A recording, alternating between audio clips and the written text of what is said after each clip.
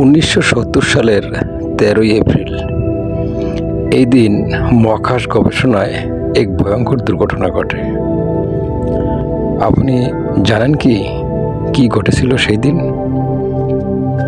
আসুন বিস্তারিত জেনে নিই। আপনাদের নিশ্চয়ই অ্যাপোলো 13 মিশনের কথা মনে আছে।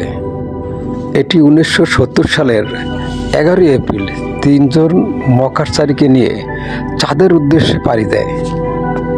1970 সালের 13ই এপ্রিল অ্যাপোলো 13 নভোচারীদের চাঁদের বুকে নামার কথা ছিল, কিন্তু পৃথিবী থেকে 3,21,860 কিলোমিটার দূরে অর্থাৎ চাঁদের কক্ষপথে অ্যাপোলো 13 মহাকাশযানটির অক্সিজেন ট্যাঙ্কে বিস্ফোরণ ঘটে। ফলে সেটি রূপ নেয় নভোচারীদের জীবনের লড়াইয়ে।